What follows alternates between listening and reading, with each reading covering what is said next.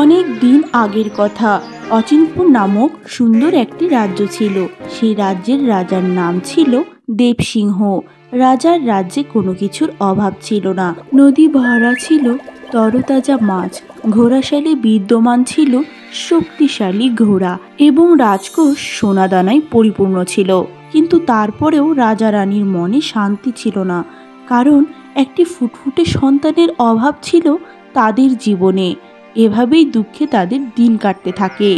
একদিন মহারাজ দেবসিংহ শিকার করার উদ্দেশ্যে জঙ্গলে বেরিয়ে যায়। হঠাৎ মহারাজ দেখতে পান একটি বিড়াল অসুস্থ অবস্থায় শুয়ে আছে। আরে, বিড়ালটিকে দেখে মনে হচ্ছে বিড়ালটি ভীষণ অসুস্থ। হ্যাঁ, আপনি ঠিক ধরেছেন মহারাজ, ও অনেক অসুস্থ। আপনি দয়া করে ওকে সুস্থ করে দিন। আরে আরে, এ আমি কি দেখতে পাচ্ছি? পাখি কথা বলে? জি মহারাজ, আমার মাঝে কথা বলার শক্তি আছে। এই বিড়ালটি আমার বন্ধু। আমি পাশের ঝর্ণা থেকে জল এনে দিচ্ছি। আপনি দয়া করে জলটি ওর গায়ে ঢেলে দিবেন, ও সুস্থ হয়ে যাবে মহারাজ। দয়া করুন। ঠিক আছে, যদি তাই হয় তবে জল নিয়ে আসো, জলদি যাও। এরপর বাজ পাখিটি ঝর্ণা থেকে জল নিয়ে আসে। সঙ্গে সঙ্গে মহারাজ বিড়ালটির গায়ে জল ঢেলে দেয়। সাথে সাথে বিড়ালটি এক ভয়ানক রাক্ষসীতে পরিণত হয়, যা দেখে মহারাজ আকাশ থেকে পড়ে। এ কি? আমি এসব কি দেখছি? এইসব কি আমার চোখের ভ্রম নাকি বাস্তবতা? কোনটি ভ্রম নয়। বহু বছর আগে এক সাধু বেটার অভিশাপে আমি বেড়াল হয়ে গেছিলাম। আজ অবশেষে মুক্তি পেলাম তোমার বদৌলতে। বলো, তুমি কি চাও? সোনা দানা? আসলে সোনাদানা কোনো কিছুরই প্রয়োজন নেই। এসবের অভাব আমার নেই। অভাব আছে শুধুমাত্র একটি ফুটফুটের সন্তানের। সেই বিষয়ে যদি কোনো কিছু করতে পারো রাক্ষসী, তবে আমি ঋণী থাকবো। এই ব্যাপার, সন্তান চাই? ঠিক আছে, রাজ্যে ফিরে গিয়ে তুলসী গাছে প্রতিদিন সূর্য ওঠার পর নিয়ম করে জল ঢালবে। 7 দিনের মাথায় বেরোবে এক গোলাপ। সেই গোলাপ তোমার বউয়ের গায়ে স্পর্শ করালে তোমরা সন্তানের দেখা পাবে। অসংখ্য ধন্যবাদ রাক্ষসী, যদি তাই হয় তোমার এই অবদান কোনো দিন ভুলব না। এরপর থেকে মহারাজ ও মহারানী রোজ তুলসী গাছে জল দিত। মহারাজ, অনেক দিন তো হয়ে গেল, এখনো তো কোনো গোলাপের দেখা পেলাম না। আদৌ কি আমরা সন্তানের মুখ দেখতে পাবো মহারাজ? নিশ্চয়ই রানী, আমাদের একটু ধৈর্য ধরা উচিত। ওই রাক্ষসী ধোঁকা দেয়নি। আজকালকার যুগে মানুষরাই তো মানুষকে কতভাবে ধোঁকা দেয়, আর একটা রাক্ষসীর থেকে এত আশা আপনি কেমন করে করছেন মহারাজ? আমার তো মনে হচ্ছে কোনো ফুলও ফুটবে না, সন্তানও হবে না। তোমার কষ্টটা আমি বুঝতে পারছি রানী, তবে ধৈর্যই আমাদের অস্ত্র। ঠিক 7 দিন পর যখন সূর্য উঠে সেই গোলাপ ফুটে। সঙ্গে সঙ্গে রানী মায়াবতীর গায়ে সেই গোলাপ স্পর্শ করানো হয়। এভাবেই বেশ কিছুদিন পার হয়ে যায় এবং দেখতে দেখতে মহারানী অন্তঃসত্ত্বা হয়ে যায়। রানী, আজকে আমি এতটা খুশি, এরকম খুশি এর আগে আমি কোনো দিন হইনি। যেদিন আমার সন্তান পৃথিবীতে আসবে সেই দিনটা আমি রাজ্যের সকলের কাছে স্মরণীয় করে রাখব। সকলকে নিমন্ত্রণ করব। অনেক খুশির দিন হবে সেটা। আমিও ভীষণ খুশি। আচ্ছা মহারাজ, আপনি কি চান, ছেলে সন্তান নাকি মেয়ে সন্তান? ছেলে মেয়ে দুটোই বিধাতার দান, তেমন কোনো ব্যাপার নেই রানী। দেখতে দেখতে কয়েক মাস কেটে যায়। হঠাৎ একদিন রানী মায়াবতীর ভীষণ প্রসব যন্ত্রণা শুরু হয়। যন্ত্রণায় রানী ছটফট করছিল। অন্যদিকে মহারাজ দেবসিংহ সুখবরের আশায় অপেক্ষা করছিল। সেনাপতি, আজ আমি ভীষণ খুশি। রাজ্যের সকল জায়গায় খবর ছড়িয়ে দাও, আমার ঘর আলো করে ফুটফুটে রাজকন্যা জন্ম নিয়েছে। সকল রাজা রানী এমনকি পরীদেরও আমন্ত্রণ করো আমার রাজ্যে। আজ্ঞে মহারাজ, আপনার আদেশ যথার্থ পালন করছি। এরপর সকল রাজ্যের রাজা রানী এমনকি সমস্ত পরীদেরকেও আমন্ত্রণ করা হয়। এই শাহী মজলিসে আমাদের সামিল করার জন্য আপনাদের ধন্যবাদ মহারাজ মহারানী। আমাদের আমন্ত্রণে তোমরা আজকের এই খুশি আমাদের সাথে ভাগ করতে এসেছো, এতে আমরাও ভীষণ খুশি। পড়ি, তোমরা আমার সন্তানকে আশীর্বাদ করো। নিশ্চয়ই মহারানী, আমরা আশীর্বাদ করব রাজকন্যা যেন অনেক বড় হয়, রাজ্যের মুখ উজ্জ্বল করতে পারে। এই কথা বলে পরীরা রাজকন্যাকে আশীর্বাদ দিতে থাকে। প্রভু, আজকের তাজা খবর আছে। কি বল শুনি। মহারাজ দেবসিংহের কন্যা সন্তান জন্ম নিয়েছে গো প্রভু। সেই খুশিতে আজ রাজ্যে অনুষ্ঠান হচ্ছে। রাজ্যের সকল রাজা রানী ও পরিদের আমন্ত্রণ করেছে ওরা।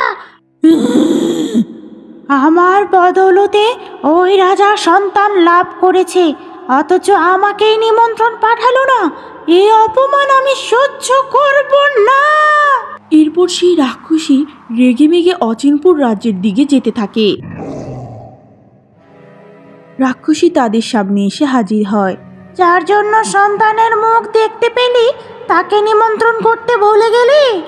হ্যাঁ, মার্জনা, ক্ষমা করো রাক্ষসী, অনেক ব্যস্ততার মাঝে আমি এটি ভুলে গেছিলাম। ক্ষমা করো, ক্ষমা করো আমাদের। ক্ষমা? আমি ডাকিনি, ডাইনি তোদের মেয়েকে অভিশাপ দিচ্ছি। তোদের মেয়ের বয়স যখন 20 বছর হবে, ঠিক সেই দিন তোদের মেয়ের হাত চরকায় কেটে চিরতরে ঘুমিয়ে যাবে। যেই ঘুম কেউ ভাঙাতে পারবে না। আমাদের ভুলের সাজা আমাদের মেয়েকে দিও না রাক্ষসী, দয়া করে তোমার অভিশাপ ফিরিয়ে নাও। বিধাতা, দয়া করুন রাক্ষসী, এত বছর পর সন্তান হাতের কাছে পেয়েও এত বড় সাজা দেবেন না, অভিশাপটা তুলে নিন। তোর স্বামী আমায় অভিশাপ মুক্ত করেছে, সেই জন্য আমি এইটুকু বলতে পারছি। তোর মেয়ের সেই মরণ ঘুম ভাঙবে এক শর্তে, যেদিন সত্যিকারের কেউ তোদের মেয়েকে ভালোবেসে জেগে ওঠার অনুরোধ করবে। সেই দিন এ অভিশাপ কোনো দিন উঠবে না। মহারাজ, এ আমাদের কি সর্বনাশ হয়ে গেল, বিধাতা কেন এমন করলো? কিচ্ছু হবে না রানী, আমার মেয়েকে আমি এই রাজ্যে রাখবো না। পরি, তোমরা আমার মেয়েকে এমন রাজ্যে নিয়ে যাও যেখানে কোনো চরকা নেই, কোনো ঝামেলা নেই, বিপদ নেই। এ আপনি কি বলছেন মহারাজ? নিজেদের সন্তানকে এভাবে দূরে ঠেলে দিচ্ছেন কেন মহারাজ? কিচ্ছু করার নেই রানী, আমার সন্তানের ভালোর জন্য আমার সন্তান থেকে আজীবন দূরে থাকা লাগলে আমি থাকবো। যাও, তোমরা আমার সন্তানকে নিরাপদে নিয়ে যাও, নিয়ে যাও। আমার সন্তানটার দিকে খেয়াল রেখো পরি। চিন্তা করবেন না মহারাজ, আমরা রাজকুমারীকে নিরাপদ স্থানে নিয়ে লালন পালন করব। হ্যাঁ মহারাজ, ঠিক এভাবেই 20 বছর পর্যন্ত আমরা নিরাপদে রাখব। এরপর দুজন পরী রাজকুমারীকে নদী পথে নিয়ে যায়। হঠাৎ তাদের সামনে ডাকিনী রাক্ষসী হাজির হয়। কি ভেবেছো তোমরা অভিশপ্ত রাজকন্যাকে আমার থেকে দূরে নিয়ে বাঁচাতে পারবে? সেটা সম্ভব না।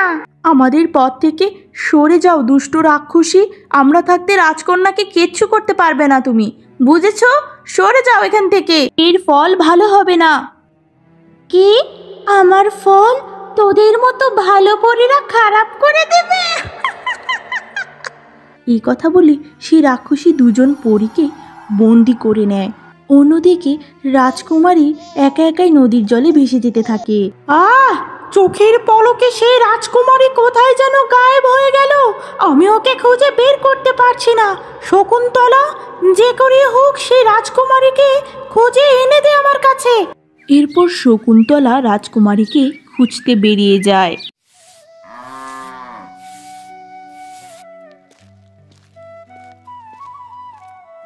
হ্যাঁ গো, শুনছো? ঘরের মাঝে সকল আনাজপাতি ফুরিয়ে গেছে, তুমি একটু বাজার থেকে আজকে কিছু নিয়ে এসো। মাসের শেষের দিক, হাতের অবস্থা বেশি একটা ভালো না বউ, তার উপর কয়দিন যাবৎ কাঠ বেশি ভালো পাইতাছি না, বাজারে বেচতেও পারতাছি না, তাই আর টাকাও আহে না। কি যে করি, একটু নুন ভাত খাইয়াই কাটাও কষ্ট করে, দেখতাছি কি করা যায়। নুন ভাত খাইয়া কাটাইতে তো সমস্যা নাই গো, কিন্তু তোমার মেয়ে যে রঙ্গনা করে, নুন ভাত দেখলেই তো স্যাদ দেখাইবে, তখন কি হবে? একটু কষ্ট মষ্ট কইরা আজকের দিনটা চালাও, আমি দেখতেছি কালকের মাঝেই কোনো একটা ব্যবস্থা করব বউ। এরপর মনুমিয়া প্রতিদিনের মতোই কাঠ কাটতে চলে যায়। ও মা, আজকেও এইসব কি খাবার এনেছো? এইসব খেতে খেতে আর ভালো লাগে না, একটু মাছ মাংস তো দিতে পারো মা। হ্যাঁ রে মিনতি, তোর বাপ যে একটা সামান্য কাঠুরিয়া, সেটা কি তুই ভুলে যাস? যা দিয়েছি চুপচাপ তাই খা। কত মানুষ আসে এইটুক খাবারও খেতে পায় না। সেদিক দেখ, বুঝেছিস? সারা দিন খালি খাই খাই আর অভিযোগ।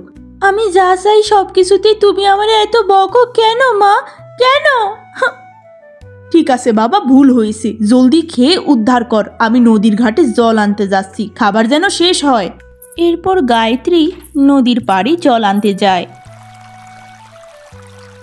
হঠাৎ গায়ত্রী দেখতে পায় নদীর জলে এক ফুটফুটে শিশু ভেসে আসছে। হে বিধাতা, আমি কি দৃশ্য দেখতে পারতাছি?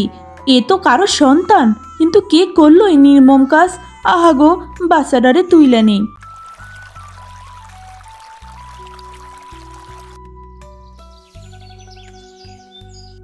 তাই বলে জানা নাই শোনা নাই এরকম কান্নাকার সন্তান রে তুইলা আনলা গায়ত্রী?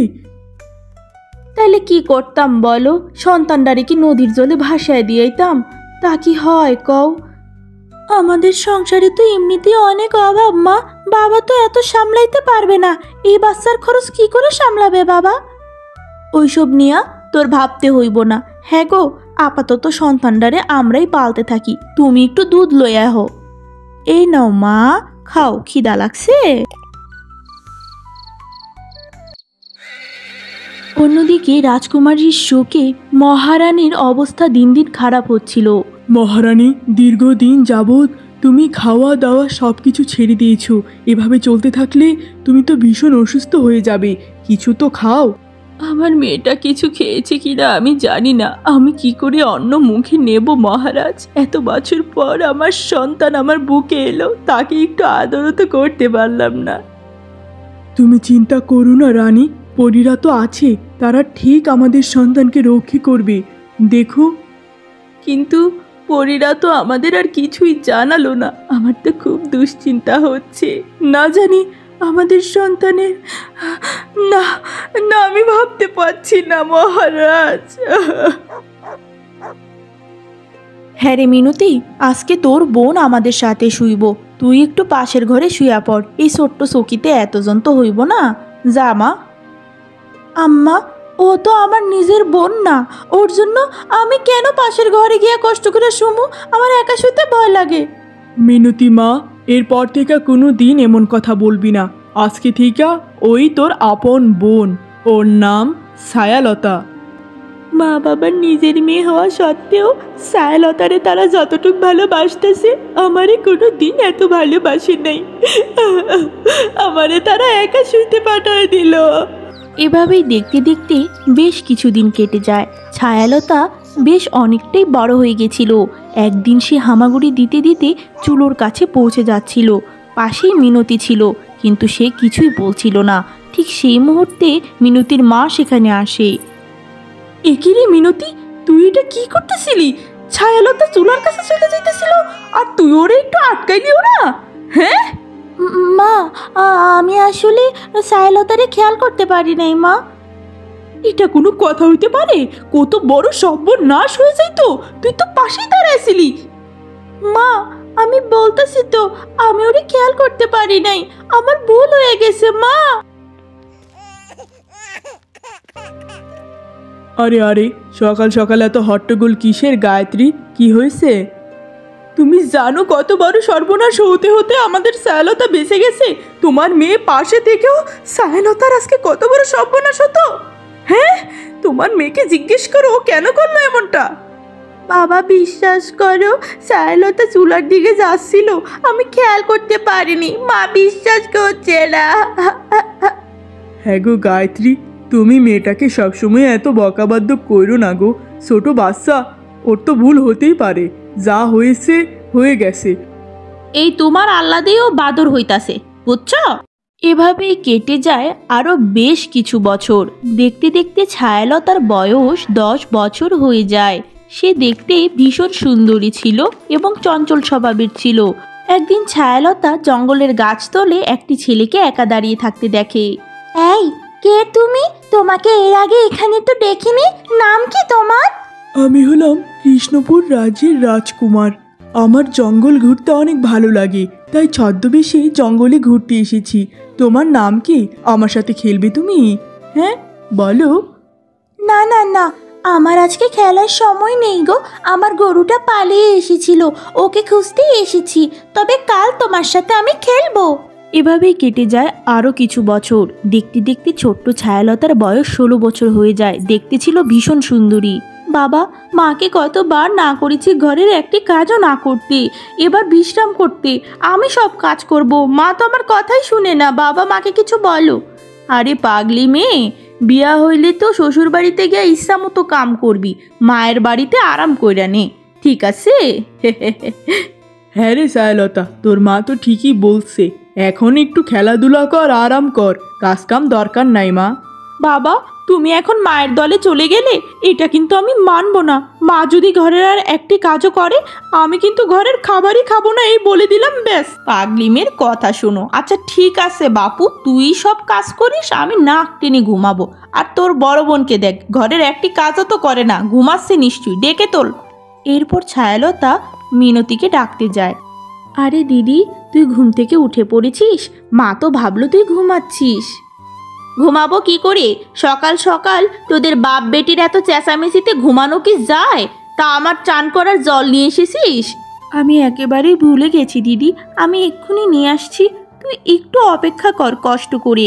এরপর ছায়ালতা জল আনতে ঘাটের পাড়ে যেতে থাকে। আরে আপনি এখানে কেন কুমার? লোকে দেখলে কি বলবে? সেই কত দিন ধরে আমার সাথে তুমি দেখা করতে আসো না, তাই আমার মন চনমনে হয়ে উঠেছিল, তাই তোমায় দেখতে চলে এলাম। আহা, অমন করে বলবেন না। আমি আজ বিকেলে আপনার সাথে বকুলতলায় দেখা করতে যাব। এখন আপনি চলে যান, চলে যান। উফ। আচ্ছা ঠিক আছে, আমি যাচ্ছি, বিকালবেলা এসো কিন্তু, অপেক্ষায় থাকবো। কি ব্যাপার যুবরাজ, ইদানিং কাউকে না বলে তুমি কোথায় গায়েব হও বলো তো? মাঝে মধ্যে প্রাসাদের হাওয়া বিরক্ত লাগে, তাই বাইরে একটু ঘুরে আসি মা। ঠিক আছে, বাহিরে যাও, তবে সাথে দেহরক্ষী নিয়ে যাবে। এভাবে একা একা এরপর থেকে আর কোথাও যাবে না তুমি, বুঝেছো? বুঝেছো কি বললাম? ঠিক আছে মা, তুমি যেমনটা বলবে এরপর থেকে ঠিক সেটাই হবে। আমার থাইকাও কত গুণে সুন্দরী ওই ছায়ালতা। চুলগুলা মেঘের মতো, গাল টকটকে লাল। এই সৌন্দর্য আমার মনে আগুন জ্বালায়া দেয়। ওরে আমার সহ্য হয় না, যে করে হোক ওরে আমার এই বাড়ি থেকে তাড়াইতেই হবে। এই শোন, অনেকদিন হলো দুই বোন কোথাও বেড়াতে যাই না। চল আমরা একটু উত্তরপাড়ের জঙ্গলে ঘুরে আসি, চল। কিন্তু দিদি, মা তো উত্তরপাড়ের জঙ্গলে আমায় যেতে নিষেধ করেছেন। কি করে যাই বলতো? মায়ের কথা শুনবি না দিদির আবদার রাখবি, কোনটা? যেতে বলছি, চল চল বললাম। এরপর দুই বোন মিলে উত্তরপাড়ের জঙ্গলে ঘোরার জন্য বেরিয়ে যায়। ওহ দিদি, আমার যে খুব জল তেষ্টা পেয়েছে, আমি আর হাঁটতে পারছি না দিদি। আচ্ছা তুই চিন্তা করিস না, তুই বস, আমি তোর জন্য জল নিয়ে আসছি, কেমন? না না না দিদি, তুই কেন জল আনতে যাবি? আমি নিজেরটা নিজেই নিয়ে নেব। বেশি বুঝিস না, করতে দে আমায় তোর জন্য কিছু, বুঝেছিস? জলের অপেক্ষায় অপেক্ষায় তুই জঙ্গলেই মর। অন্যদিকে রাজকুমারীর খবর না পাওয়ায় রানী ধীরে ধীরে পাগল হয়ে যায়। আমার মেয়ে কোথায়? আমার মেয়ে কোথায়? আমার মেয়েকে কেন অভিশাপ দিল এই ছোট্ট বয়সে? কি দোষ ছিল ওর? এনে দাও, এনে দাও আমার মেয়েকে, এনে দাও। দেখুন সাধু বাবা, আমার স্ত্রীর অবস্থা ভীষণ করুণ। সে খুবই পাগলামি করছে, তার ধারে কাছে কেউ যেতে পারছে না। দয়া করে ওর কিছু একটা ব্যবস্থা করুন। রাজকুমারীর শোকে আমার স্ত্রীর অবস্থা এত করুণ, এই অবস্থা আর দেখতে পারছি না, দেখতে পারছি না। চিন্তা করবেন না মহারাজ, আপনার স্ত্রী অতি শোকে পাগল হয়ে গেছে। তবে রাজকুমারীকে যে পরীরা নিয়ে গেছে তারা কোথায় আছে সেই সন্ধান খুঁজে শীঘ্রই আপনাই দিব। তাদের সন্ধান পেলেই রাজকুমারী কোথায় আছে সেটাও জানা যাবে। সারাদিনের লেগা না বইলা দুই বোন কই চলে গেছিলি, আর সায়লতা কই? হ্যাঁ, সর্বনাশ হয়ে গেছে গো মা, সায়লতা আর আমাগোর মাঝে নাই মা। এইসব তুই কি বলছিস রে মা, খোলসা করে বল। বাবা মা, আমরা জঙ্গলে ঘুরতে গেছিলাম, সেখানে মস্ত বড় এক সিংহ সায়লতার উপর আক্রমণ করে দিয়েছে, আমি বাঁচাতে পারিনি। হ্যাঁ গো, ওইসব কি অলক্ষণে কথা বলছি গো, আমাদের সায়লতা আর আমাদের মাঝে নেই। হ্যাঁ গো, কিছু বলো না। না, আমি এটা মানতে পারবো না, আমার লতাকে এনে দাও। চিন্তা করো না বউ, আমি এখনই আমার মেয়েকে খুঁজতে বেরোচ্ছি, সবুর করো। দিদির অপেক্ষা করতে করতে ছায়ালতা গহীন জঙ্গলে ঘুমিয়ে যায়। ঠিক সেই মুহূর্তে ভয়ানক সিংহ সেখানে এসে হাজির হয়, যা দেখে ছায়ালতা আকাশ থেকে পড়ে। এই মা, এই তো সিংহ, আজকে আমার রক্ষে নেই। এই কথা বলে ছায়া দৌড়তে থাকে, সিংহ তার পিছনে আছে। বাঁচাও, আমাকে কেউ বাঁচাও, আমি একটু হলে সিংহের মুখে পড়ে যাব, তবে কি এভাবে আছে আমার মরণ? ঠিক সেই মুহূর্তে সেখানে এক বৃদ্ধা এসে হাজির হয়। বৃদ্ধাকে দেখার সঙ্গে সঙ্গে সিংহ সেখান থেকে চলে যায়। আপনাকে অসংখ্য ধন্যবাদ বুড়িমা, আপনি সময় মতো না এলে আমার যে কি হতো, তবে ও যে আপনাই দেখে কেন চলে গেল সেটাই বুঝতে পারছি না আমি। ওই আধারে হঠাৎ নাড়াচাড়ার আওয়াজে ভয়ে পালিয়ে গেছে, তাই জঙ্গল তো অত ভালো না। এই জঙ্গলে তুই একা একা কি করছিস এই রাতে বিরাতে? আমি আর আমার বোন মিলে এই জঙ্গলে ঘুরতে এসেছিলাম। আমার জল তেষ্টা পাওয়ায় আমার বোন জল আনতে গিয়ে আর ফেরেনি, আর তখন থেকে আমি জঙ্গলে ফেসে গেছি। এখন বাড়ি যাওয়ার পথও খুঁজে পাচ্ছি না, কোথায় যে যাব আমি। তুই কান্না করিস না মেয়ে, আমার ছোট্ট এক ঘর আছে জঙ্গলের মাঝে, তুই চাইলে ওখানে আমার সাথে থাকতে পারিস। নিশ্চয়ই নিশ্চয়ই বুড়িমা, আমি সেখানে তোমার অনেক খেয়াল রাখবো, দেখো। এরপর সেই বুড়ি ছায়ালতাকে তার সঙ্গে নিয়ে যায়। ঠাম্মি, আজকে থেকে এই বাড়ির সকল কাজ আমি করব, তুমি শুধুই বিশ্রাম করবে। এবার বলে তো দুপুরে কি খাবে? সে কি রে, তুই তো আমার বাড়ির অতিথি, তুই কেন কাজকর্ম করবি? আমাকে অতিথি বাবা বন্ধ করে দাও, আজকে থেকে তুমি আমার ঠাম্মি, আমি তোমার নাতনি। বলো তো কি খাবে, জলদি বলবে নাকি রাগ করবো? আচ্ছা ঠিক আছে, রান্নাঘরে যা সদাইপাতি আছে তা দিয়েই রান্না কর। এরপর ছায়ালতা নানান পদের রান্না করতে থাকে। কি ব্যাপার, আপনি কেডা? আপনারে তো এর আগে এখানে দেখি নাই, কি দরকার আপনার? আমি হলাম এই রাজ্যের যুবরাজ হিরণ কুমার, ছায়ালতার বন্ধু। ওর সাথে অনেক দিন দেখা হয় না, তাই ভাবলাম ওর খোঁজ করতে আসি। ও, আপনি যুবরাজ, ছায়ালতার সাথে দেখা করতে এসেছেন? কিন্তু অনেক তো দেরি হয়ে গেল যুবরাজ হিরণ কুমার, ছায়া তো আর নাই। আপনি কি বলছেন? আমাকে খোলসা করে বলুন, আমি কিছু বুঝতে পারছি না আপনার কথার মানে। কি হয়েছে ছায়ালতার, বলুন বলুন না। ঠিক 5 দিন আগে আমি আর ছায়ালতা জঙ্গলে ঘুরতে যাচ্ছিলাম, সেখানে এক সিংহের আক্রমণে ছায়ালতার মৃত্যু ঘটেছে, আমি বাঁচাতে পারিনি ওকে। না না না, আমি বিশ্বাস করি না। আমি সেই জঙ্গলে যাব আমার ছায়াকে খুঁজতে, আপনিও আসুন দয়া করে। রান্নাঘরে যা যা সদাইপাতি ছিল সব কিছু দিয়ে সব রান্না করেছি, একটা একটা করে খেয়ে জানাও তো কেমন হলো। ও ঠাম্মি, ঠাম্মি। পাগলি মেয়ে, চিনিস না জানিস না এত কিছু করছিস আমার জন্য? হ্যাঁ, কে বলল চেনা জানা থাকার জন্য সবসময় কি রক্তের সম্পর্ক থাকা জরুরি? তুমি আমার প্রাণ রক্ষা করেছো, তোমার ঘরে থাকতে দিয়েছো, আর কি চাই? এখন থেকে তুমি আমার সব। এই কথা শোনার পর সে বৃদ্ধা চুপচাপ তাকিয়ে থাকে। এরপর বৃদ্ধা গপ গপ করে ছায়ালতার সব রান্না খেয়ে নেয়। অন্যদিকে পুরোহিত মশাই ধ্যান করতে থাকে পরীদের ঠিকানা জানার জন্য, এবং পুরোহিত সমস্ত কাহিনী দেখতে পায়, যা দেখে সে অবাক হয়ে যায়। সঙ্গে সঙ্গে পুরোহিত সেই জায়গায় যেতে থাকে। সেখানে গিয়ে সে তার মন্ত্র বলে পরীদের মুক্ত করে। ধন্যবাদ সাধু বাবা আমাদের মুক্ত করার জন্য। এই ডাইনির বন্দিশালায় বন্দি হয়ে আমরা রাজকন্যাকে হারিয়ে ফেলেছি। রাজা দেবসিংহ আমাকে তোমাদের কাছে পাঠিয়েছেন। রানীমার অবস্থা রাজকন্যার জন্য খুবই খারাপ। যত দ্রুত সম্ভব রাজকুমারীকে খুঁজে বের করো তোমরা, ঠিক আছে? যাও যাও। নিশ্চয়ই আমরা যাব গুরুদেব, তবে সেই ডাইনি ভয়ানক বেশি শক্তিশালী। যে করেই হোক আমাদের রাজকন্যাকে ওর হাত থেকে রক্ষে করতেই হবে। আপনি আমাদের আশীর্বাদ করুন, আমরা যেন সক্ষম হই। আমার আশীর্বাদ সবসময় তোমাদের সঙ্গে থাকবে। তোমরা বিলম্ব না করে বেরিয়ে যাও, বেরিয়ে যাও। ঠিক আছে গুরুদেব, আমরা যাচ্ছি, রাজকুমারীকে খুঁজে আনবো। আপনি আশীর্বাদ করুন, আমরা তবে যাই।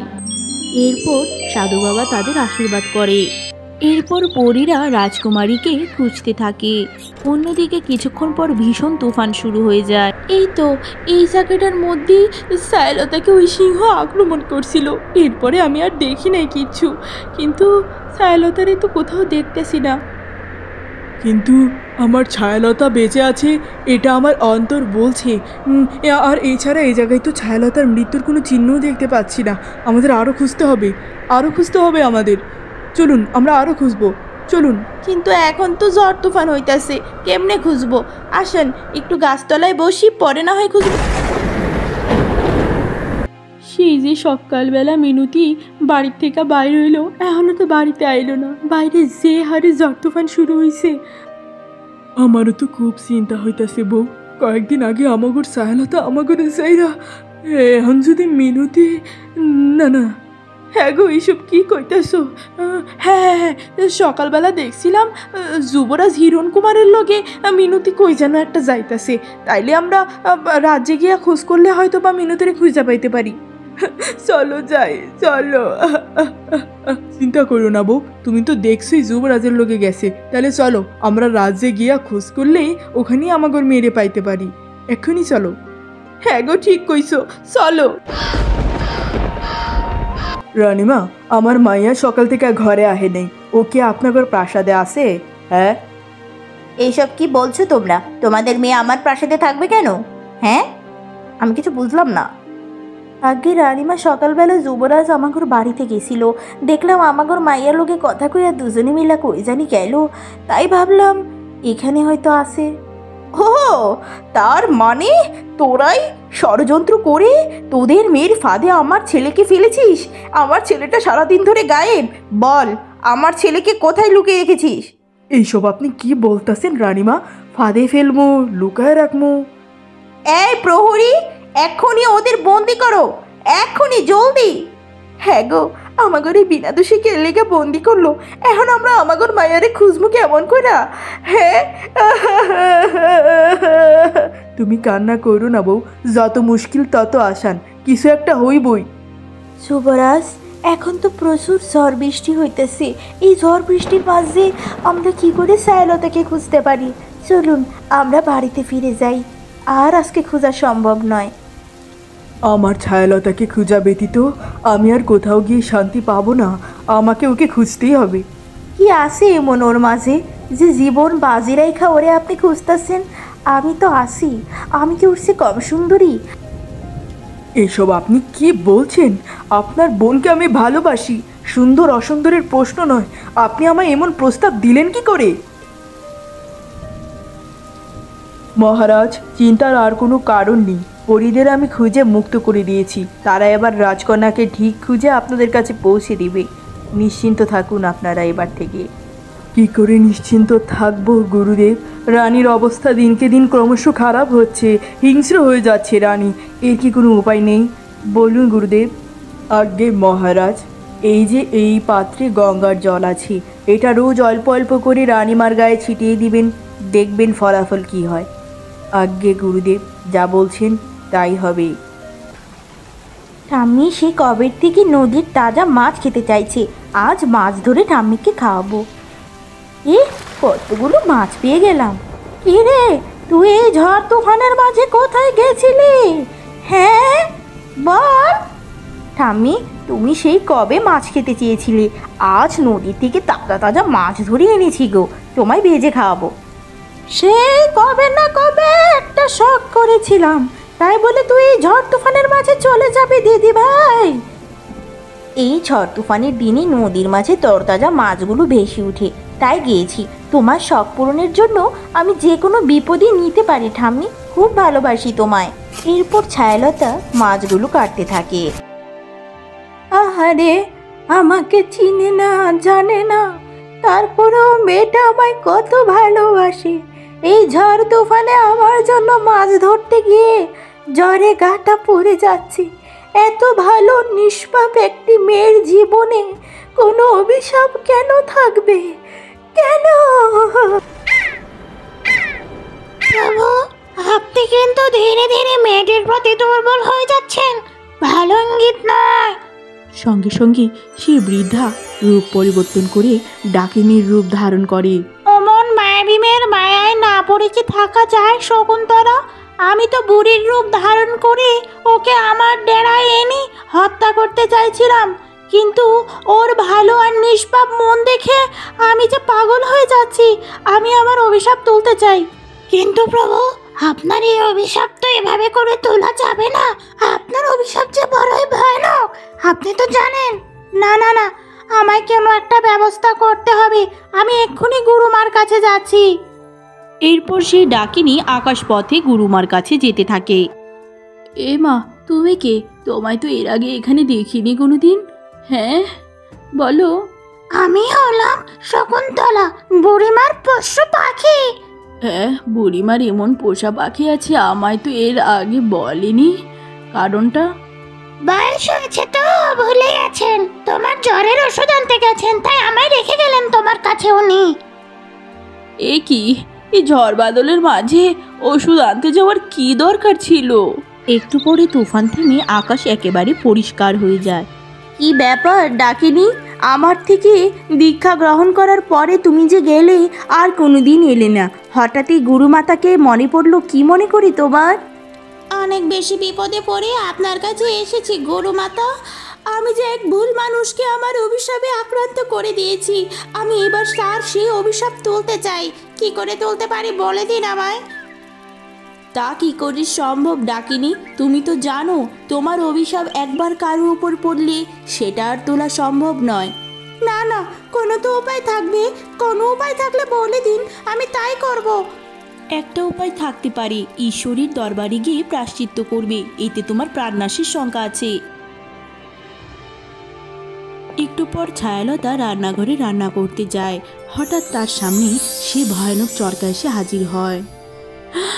কি, আমি কি দেখতে পাচ্ছি? এই সুতাকাতার চরকা এমনভাবে এখানে এসে হাজির হলো কি করে? ঠিক সেই মুহূর্তে সেখানে পরীরা এসে হাজির হয়, যা দেখে ছায়ালতা অবাক হয়ে যায়। তো তোমরা কি পড়ি? এইসব আমার সাথে কি হচ্ছে? আমি তো কিছু বুঝতে পারছি না। কারা তোমরা?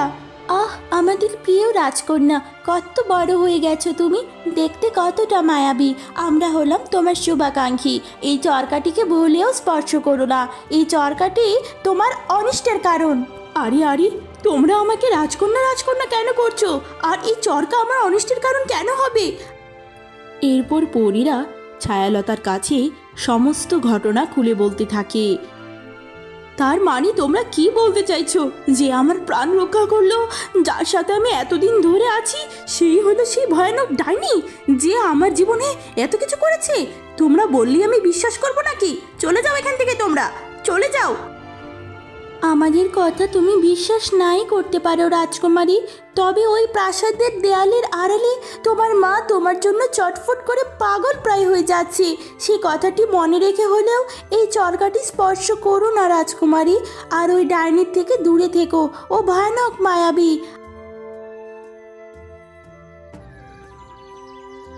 অন্যদিকে হিরণ কুমার ও মিনতি ছায়ালতাকে হেঁটে হেঁটে খুঁজতে থাকে। হঠাৎ তারা একটি বাড়ির সামনে এসে যায়। অনেকক্ষণ ধরে হাঁটাহাঁটি করছি হিরণ কুমার, আর হাঁটতে পারছি না, একটু জল চাই। দেখি বাড়িতে কেউ আসে, একটু জল দিন। ডাকাডাকি শুনে ছায়ালতা ভিতর থেকে বেরিয়ে আসে। ছায়ালতাকে দেখি তারা সবাই অবাক হয়ে যায়।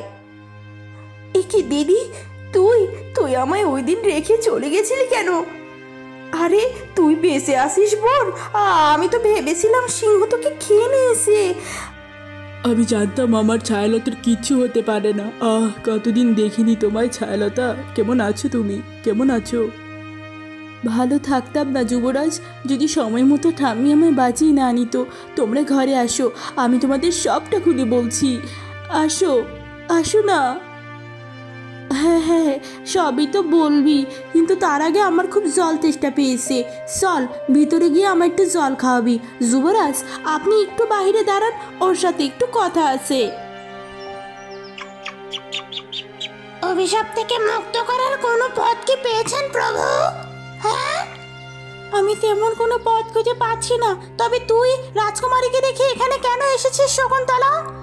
আপনার অনেক বিলম্ব হচ্ছিল প্রভু, তাই আপনার চিন্তায় আমি আপনায় খুঁজতে খুঁজতে ছুটে এসেছি।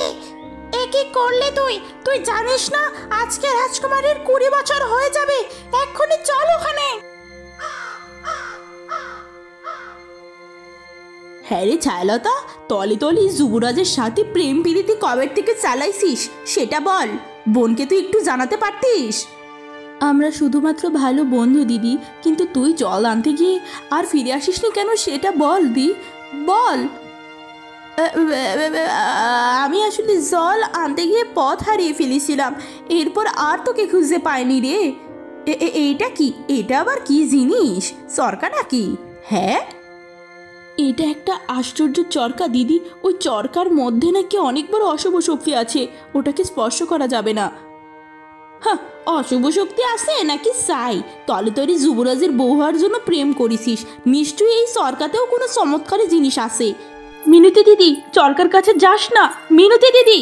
সঙ্গে সঙ্গে ছায়ালতা দৌড়ে তার দিদির কাছে যায় এবং জোরে একটি ধাক্কা দেয় এবং নিজের আঙ্গুল চরকাতে স্পর্শ করে। সঙ্গে সঙ্গে ছায়ালতা তার দিদির সামনে ছটফট করতে করতে চিরনিদ্রায় আচ্ছন্ন হয়ে যায়।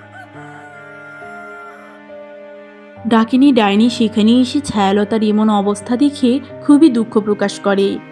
শেষমেশ ভাগ্যের লিখন আর কেউই খণ্ডাতে পারলো না। কিন্তু তোরা কারা? নিশ্চয়ই তোরা ওর অবস্থা এমন করেছিস। বল তোরা কারা? আমরা কেন এমনটা করতে যাব? আমি তো হলাম ছায়ালতার বোন, আর এই যুবরাজ তো ছায়ালতাকে ভীষণ ভালোবাসে। আমরা কিছু করিনি। আমরা কেন কিছু করতে যাব দুষ্টু ডাইনি? নিশ্চয়ই তুই আমার ছায়ালতার সাথে কিছু করেছিস। বল কি করেছিস? ঠিকই বলেছ যুবরাজ, সবই আমার দোষের ফল। তুমি কি ছায়ালতাকে ভালোবাসো? হ্যাঁ হ্যাঁ হ্যাঁ হ্যাঁ। তবে দেরি না করে এক্ষুনি ওর পাশে বসে ওকে উঠার অনুরোধ করো। সঙ্গে সঙ্গে যুবরাজ হিরণকুমার ছায়ালতার পাশে বসে কেঁদে কেঁদে তাকে উঠতে বলে। এতে কোনো লাভ হয় না। আমি জানি আমার মতো পাপীর আপনার ঘরে আসাতে আপনি অনেক অসন্তুষ্ট। তবে আজ আমি নিরুপায় হয়ে আপনার কাছে এসেছি। আমার যত পাপ আছে সব শাস্তি আপনি আমায় দিন। আমায় আপনি আগুনে পুড়ে শেষ করে দিন। ওই নিষ্পাপ মেয়েটিকে সুস্থ করে দিন। সঙ্গে সঙ্গে ছায়ালতা সুস্থ হয়ে যায় আগের মতো। তার মানে পরীরা আমায় ঠিক বলেছিল, তুমি সেই যে কিনা আমায় অভিশপ্ত করেছিলে, আমার মা বাবার থেকে আমায় দূর করেছিলে, তাই না? হ্যাঁ, আমি হলাম সেই পাপিষ্ঠা যে কিনা তোর মতো এরকম নিষ্পাপ মেয়ের জীবনটা ধ্বংস করে দিয়েছিলাম। তুই আমায় ক্ষমা করে দিস মা। তবে আমার ভুল হয়ে গেছে। কান্না করো না, আমার কাছে ক্ষমা চেয়েও না। আমি তোমার সাথে আমার জীবনের সবচেয়ে সুন্দর মুহূর্তগুলো কাটিয়েছি। আমি তোমায় তখনও ভালোবাসি, এখনও ভালোবাসি, আর তোমার ভালোবাসাতে আমি আজ আবার জেগে উঠেছি। যুবরাজ, তুমি ওকে নিয়ে ওর রাজ্যে ফিরে যাও। ওর মা বাবা ওর জন্য অনেক কষ্ট পেয়েছে এতদিন। যা মা, সুখে সংসার কর, আমি পাশে থাকবো। এতদিন পর তোকে ফিরে পেলাম মা রে।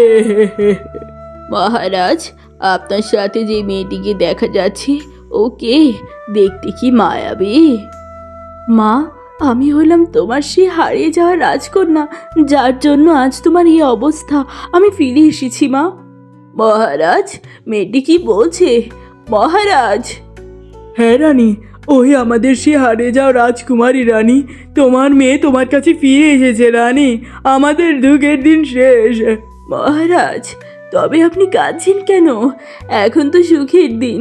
মা, মারে, আবার কাছে আয় মা।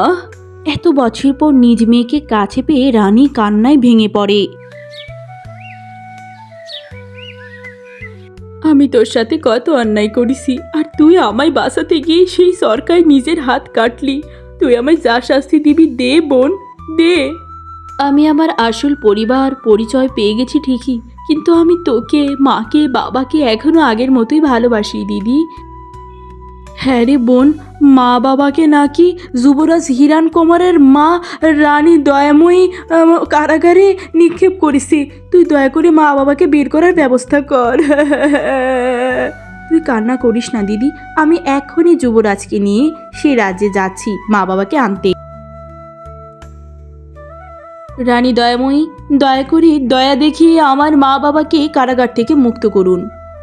তুমি হলে রাজার একমাত্র রাজকন্যা, তুমি ওই ভিখারি ঘরের লোকদের মা বাবা বলছো কেন? হ্যাঁ বলো। দয়া করে আপনি তাদেরকে ভিখারি বলবেন না, তারা আমার মা বাবা। পোশাক আশাকে কখনো এসব বিবেচনা করা যায় না মহারানী। বাবা, মুখের কি পরিমাণ ধার! এমন মেয়েকে তুমি আবার বিয়ে করতে চাইছো? তোমার মুখে মুখে কথা বলে ওর সাথে তোমার বিয়ে দিব না। মা, তুমি এসব কি বলছো? আমি বিয়ে করলে ওকেই করব। তুমি যদি না মানো আমি তোমার রাজ্য ছেড়ে চলে যাব, বুঝেছো? এ কি বাবা, তুই কি বলছিস? তুই এই রাজ্য ছেড়ে চলে গেলে আমার কি হবে? ঠিক আছে, যা চাইছিস তাই হবে। এরপর সঙ্গে সঙ্গে তাদের দুইজনকে মুক্ত করা হয়। মারে, তুই যে বাইসা আসোস দেখা জীবনের সকল দুঃখ ভুইলা গেছি মা। মা আমার, তুই ভালো থাক। হ্যাঁ রে মা, তুই সুখে থাক, ভালো থাক, এটাই আমরা চাই। এবার তবে আমরা বাড়ি যাই, দেরি হয়ে গেল। না না না, তোমরা কোথায় যাবে? তোমরা আমার সাথে আমার প্রাসাদে চলো, আমরা সবাই মিলে একসাথে থাকবো বাবা মা। না রে মা, তোকে আমরা নিঃস্বার্থভাবে পালন করেছি, এর কোনো প্রতিদান আমরা চাই না। আমরা এই ছোট্ট কুটিরে থেকেই তোকে আশীর্বাদ করব মা। এই গরিব মা বাবারে ভুইলা যাইস না মা, ভুইলা যাইস না। আমি তোমাদের কোনো দিন ভুলবো না মা বাবা, তোমরাই তো আমার প্রথম মা বাবা। অবশেষে বেশ ধুমধাম করে যুবরাজের সাথে রাজকন্যার বিবাহ হয়ে যায়। দূর থেকে ডাকিনী এইসব দেখে মনে মনে ভীষণ খুশি ছিল।